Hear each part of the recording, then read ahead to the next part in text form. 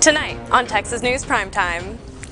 The Gender and Sexuality Center here on campus was closed due to SB 17. See how students are working to fill in the gaps. The annual student-run Union Film Festival will be here this Thursday. Find out what's in store. A group of demonstrators marched through downtown Nashville carrying flags with swastikas on them. Lunar New Year celebrations continue to ring throughout Austin for the next couple weeks. This is Texas News Primetime. News made for Longhorns.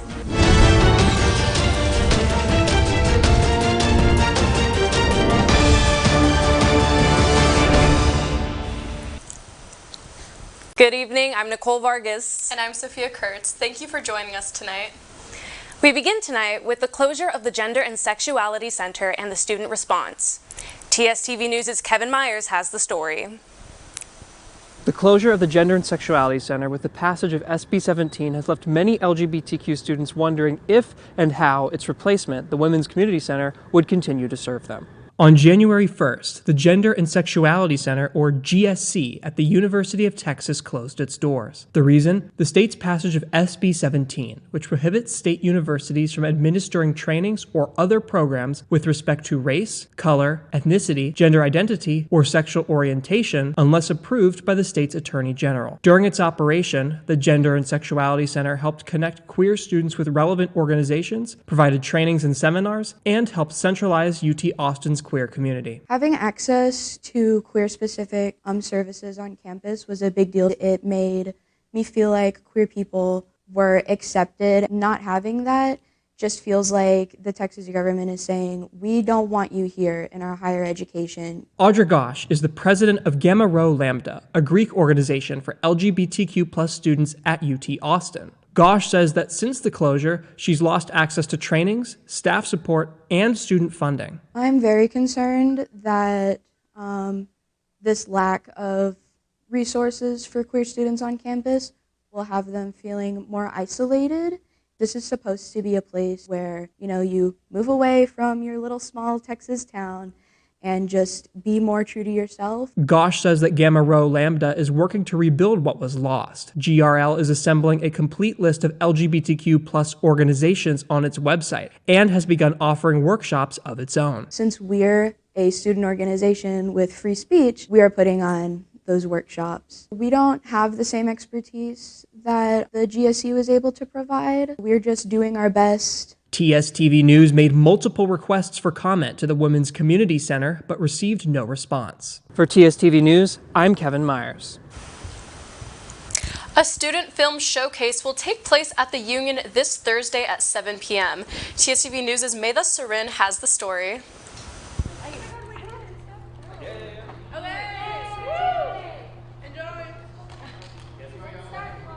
UT Showtime, a committee under Campus Events and Entertainment, will host their 15th annual Texas Union Film Festival later this month. The festival, known as TUF, will feature a variety of student films as well as a live judging component with prizes for the best ones. So every year we ask any student, regardless of their major, to submit films that they been working on. It is very difficult for a student to not only make their own film, but then get it out to the public. We try to make TUF as inclusive as possible and to get people to have that audience that maybe they haven't gotten before. Ahead of the festival, UT Showtime screened all 8 hours worth of films over 3 days. Members voted to determine which ones would make the final cut. Though it was panicking, trying to figure out how we're going to do everything together, how we're going to watch all 8 hours of this. It has been quite fun just sitting down and actually watching all these, talking about them. We're actually reacting, getting our ideas, and oh, this is so cool, this is so interesting. It is a very big task, and you're making a whole film festival, and you want to add this level of prestige and credibility. If you're in Showtime, I think obviously you like movies, so to some extent you want to support, the local film community. You want to see these directors have a stage where they can talk about things. It's always the weirdest types of videos, but it always is a fun time just looking at this because it is cinema. You always see that in more student films because they show your passion. It shows the creativity of they want to show that type of art, which is kind of fun. TUF will take place on February 22nd in the Union Theater at 7 p.m. Doors open at 6:30. From TSTV News, I'm May the Serene. Austin head football coach Steve Sarkisian is reportedly receiving a pay raise of $10.3 million this year, making him one of the highest paid college football coaches in the U.S.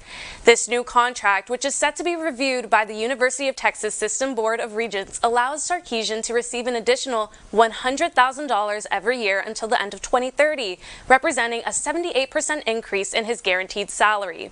Sarkisian is expected to earn at least $74.2 million over the duration of the contract, which also offers incentives for the team's performance. $125 million in grants have been awarded to sheriffs and prosecutors across Texas in an effort to retain and attract law enforcement agencies in rural communities. Senate Bill 22, which was passed last year, allows for counties with a population of less than 300,000 to apply and receive aid. According to the Texas Demographic Center, 236 of 254 Texas counties have a population less than 300,000. The influx money is highly beneficial for counties with a small tax base, said Michael Losco, Chief Deputy at Reeves County. Quote, "These funds might not be there next year, so it's good for smaller agencies to have," end quote. This Friday, Governor Greg Abbott announced that an 80-acre base in Camp Eagle Pass is being built for Texas National Guard soldiers that are deployed for Operation Lone Star, the $10 billion project to deter illegal immigrants from entering Texas.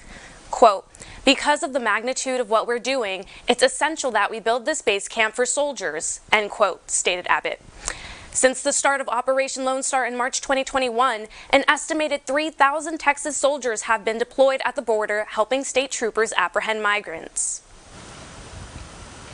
A group of neo-Nazis marched in downtown Nashville, Tennessee on Saturday.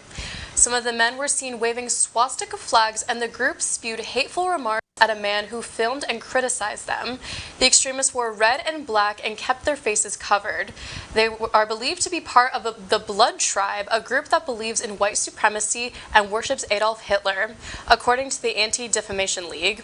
State Representative Afton Ben took to X to condemn the act of hate and call out state leaders who have not yet condemned their actions. Jackson County has charged 2 juveniles with gun charges and resisting arrest following the shooting at the Kansas City Chiefs Victory Parade on Wednesday at Union Station. The 2 will not be tried in adult court and are being held in secure detention. The shooting, which is believed to have started because of a dispute, resulted in 1 dead and 22 injured, with 8 of them being children. Police are continuing the investigation of this tragedy. Over 400 people in Russia have been detained for mourning the death of Alexei Navalny, an opposition leader and activist who passed away Friday. Navalny died while serving his 19-year sentence in the Arctic penal colony on charges of extremism. Many Russian citizens looked up to the leader as a voice of change, and now several are mourning the sudden loss. Half of the arrests made have been in St. Petersburg, with detainees being fined or forced to serve jail time. Now, Russian citizens wonder if this could be the end of political dissent against President Vladimir Putin. An unidentified 30-year-old in southern Iran murdered 12 of his relatives, including his brother and father, on Saturday. It is said that the shooting was caused by a familial dispute, and the gunman was killed in a shootout after security forces attempted to capture him. This has been considered a rare mass shooting for Iran, which only allows citizens to possess hunting rifles. The U.S. has threatened to veto a new United Nations vote for a ceasefire on Gaza. The UN Security Council could hold this vote next week and seek an immediate ceasefire, which is being requested by Algeria. The U.S. United Nations Ambassador Linda Thomas-Greenfield has stated Washington is likely to veto this measure.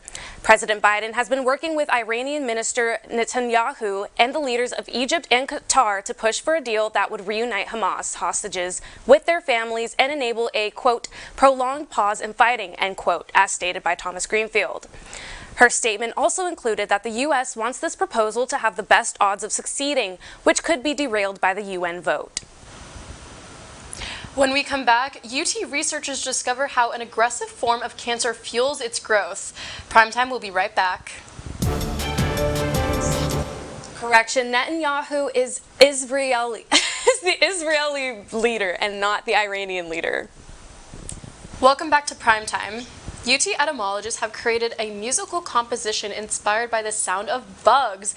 TSTV News' Nicole Vargas has the latest. Thanks, Sophia. Composer Graham Reynolds has created a new music album, not only with beats, but with buzzing. Reynolds worked with UT entomologist Joanne Hawley and curator of entomology Alex Wilde to make an album about insect noises, featuring songs like A Meadow Wakes Up and Giant Snail Devours Earthworm. The album is meant to show bugs through the eyes of different experts and inspire people to protect them. They will perform at KFMA Studios on Thursday at 6 p.m. Tickets are $15 for students and $30 for non-students. Researchers at the University of Texas at Austin and Saarland University in Germany have founded a new theory of perceptual biases that could potentially go so far as to predict the biases of individuals. Perceptual bias is when we subconsciously draw conclusions based on what we expect to see or experience. For example, a slightly tilted bar is often perceived as more tilted than it is. According to Shui-Shin Wei, assistant professor of neuroscience and psychology at UT Austin, quote, "This work has implications not only for basic scientific understanding of perception, but also for mental disorders," end quote. Researchers at the University of Texas at Austin have discovered how acute myeloid leukemia, an aggressive cancer, fuels its growth, and what's more, they were able to curb growth of the cancer without harming healthy cells. Researchers discovered that AML patients with poorer outcomes had elevated levels of cellular transporter called SLC25A51. By lowering the transporter levels, the researchers effectively put a clamp on the fuel line, resulting in cancer cells dying off, disease progressing much more slowly, and the subject models surviving longer. Thanks, Nicole. The 31st annual Austin Marathon, Half Marathon, and 5K happened yesterday. Tell us more. Thanks, Sophia. Yesterday morning, thousands of runners and spectators crowded downtown Austin for the 31st annual Austin Marathon, Half Marathon, and 5K. With roads closed off to traffic, over 15,000 participants hit the pavement, starting their races throughout the 7 a.m. hour. Claiming first place in the marathon for the male and female categories were George Onyancha with a time of 2 hours, 19 minutes, and 7 seconds, and Damaris Ariba with a time of 2 hours, 38 minutes, and 52 seconds. These Kenyan athletes have once again showcased their talent by successfully defending their first place titles from last year's competition. In addition, a world record was set by Austin native Ben Duong for running a half marathon while dribbling a basketball. Crossing the finish line in 1 hour and 21 minutes, he beat the previous record by 4 minutes. Congratulations to all who participated. Lunar New Year 2024 was celebrated on February 10th, but festivities are still occurring around Austin to ring in the Year of the Dragon. The Princeton Club of Austin and the Asian American Alumni Association of Princeton are hosting their 3rd annual Lunar New Year Dim Sum Brunch on Saturday, March 2nd from 11 a.m. to 12:30 p.m. The brunch will be held at Q1 Austin Modern Asian Kitchen, and tickets are for $34 for non-members. Dues-paying members will receive $5 off of the ticket price. Zoe Tong Chinese Restaurant on Barton Spring Road is offering a variety of food specials throughout the month in honor of Lunar New Year. Some of the food items include barbecue pork belly in a pretzel bun and whole stuffed fried rainbow trout. Austin North was arrested on Tuesday morning and is facing charges after allegedly attacking a staff member at a Las Vegas hospital. The Outer Banks star allegedly punched and shoved 2 nurses as well as shoving a phlebotomist last Thursday. North released a statement on Instagram regarding the incident. He claims he was having a severe anxiety attack, and going forward he will, quote, "shed light on this debilitating disorder and send hope to those who have also struggled," end quote. The celebrity is facing 3 battery on protected person charges, and his hearing is scheduled for March 19th, 2024. When we come back, entertainment correspondent Paisley Porter will catch us up on some recent movie releases. We'll be right back. Welcome back. Bob Marley, One Love had a successful opening weekend in the box offices. Entertainment correspondent Paisley Porter joins us now with the latest. How are you doing today, Paisley? I'm great. How are you? Great. Thank you for asking. So, catch us up. Okay. The new movie, Bob Marley, One Love, soared in box offices this weekend with an amazing opening weekend that raked in $34.1 million. The biopic about reggae music icon Bob Marley came out last Wednesday and has been a smash hit in its category. It also had the third highest grossing opening day with $14 million coming in, right behind Bohemian Rhapsody at $18 million and Straight Outta Compton at $24 million. Have you seen any biopics? I have not seen this one yet. I did go see Bohemian Rhapsody, and I believe the Dropout on Hulu is considered a biopic. It's about Elizabeth Holmes. It's really interesting. I enjoy biopics a lot. I think it's really cool to kind of see these people in a deeper sense than what we see on the media. And I know that we've got a Michael Jackson biopic coming out soon. And from what I've heard, it's going to be really good. Speaking of movie premieres, Marvel's newest addition to the franchise, Madam Web, which was also released on Wednesday, had a very disappointing opening week. Starring Dakota Johnson as Madam Web herself, it was the least successful opening weekend of the franchise with an income of $26.2 million. A drastic difference from Marvel's biggest opening weekend of Avengers Endgame that brought in $357.2 million. But this isn't the only Marvel movie coming out this year. We saw trailers for the upcoming Deadpool and Wolverine movie during the Super Bowl. Paisley, have you seen any Marvel movies? Are you a Marvel fan? I have not. I probably should get up to date on that. I've seen bits and pieces of a couple of the Iron Man movies, but I am not up with the lore. How about y'all? I've seen a few Marvel movies. I've seen all the ones that are Spider-Man related, and Miles Morales, and Black Panther is one of my favorites too, yes. I mean, anybody who knows me knows that like my biggest celebrity crush is Andrew Garfield, so I am a huge Marvel fan, huge Spider-Man fan. I guess those are technically considered the Sony movies, like the Sony Marvel movies, the ones with Andrew Garfield, but I've seen pretty much the whole like Avengers franchise. I try to watch the individual superhero Marvel movies as well. I'm a huge superhero fan. During COVID, I like got into comic books, like the Marvel comic books and stuff. So I'm a big Marvel fan. I'm just like, it's kind of disappointing that Madam Web had such a disappointing weekend, just because like I personally love Dakota Johnson, and I know Sydney Sweeney also started it. I'm also a huge Sydney Sweeney fan. Loved her in Euphoria. So I just like Sydney Sweeney's been very busy recently. She also had Anyone But You come out last month, I think. So you could have had a double feature of Sydney Sweeney in the theaters this weekend.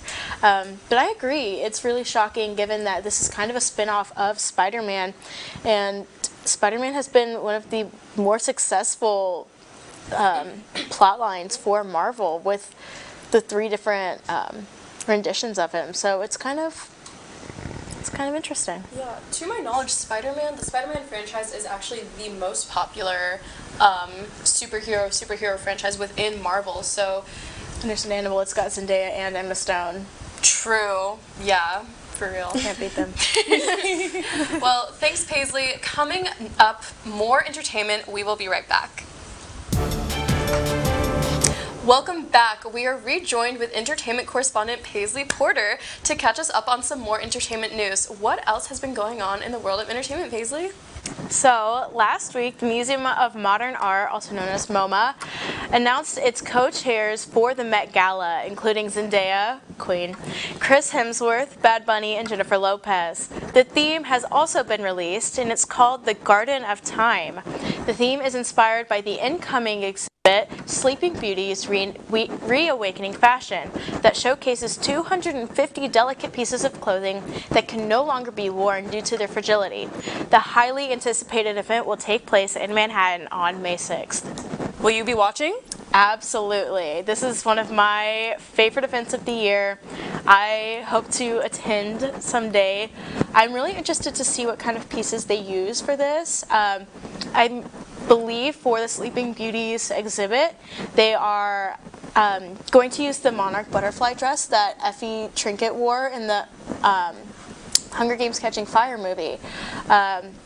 but I'm really interested, and especially because Zendaya is going to be there. She's going to kill it. And just the Met Gala is so fabulous. Like, Heavenly Bodies, Blake Lively and Rihanna, astonishing. So I'm really excited to see how these new co-chairs do. It's really going to be interesting, and to see the fashion they wear. I know I, for one, I love a princess theme. I love like a fairy tale Disney kind of theme. So the fact that it's Sleeping Beauty, so I'm thinking very like, just very intricate, very like Bavarian, very kind of like Cinderella, even though it's Sleeping Beauty, but like that whole vibe. Zendaya wore the Cinderella dress a couple of years ago. Exactly. So that was iconic. Oh, yeah. I think it's going to be really interesting, and I'm hoping we get a lot of ball gowns and such, because like it's just going to be gorgeous. And like the Secret Garden, that also kind of gave me the vibes. I'm like getting very like floral fairy fantasy. Yes. It's exciting and very different compared to last year's theme, which was interesting. Yeah. Who are you both most excited to see at the Met Gala this year? Well, you know, I'm a really big fan of SZA, and whenever she's attended the Met Gala, she has absolutely slayed it down, and her outfits have been gorgeous, so I'm really hoping she shows up and shows out at this year's Met Gala. I don't know if it's been confirmed that Blake Lively won't be in attendance, but if she will be, I'm excited to see her. She just stuns every year.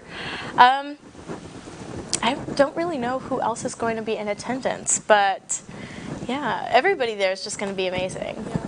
I, for one, am excited to see Rihanna. She's also been killing it. But yeah, Nicole, do you want to wrap us up? Yes, thank you so much, everyone. That's your Monday briefing. I'm Nicole Vargas. And I'm Sophia Kurtz. From all of us at TSTV News, thank you for watching. Now go out and change your world.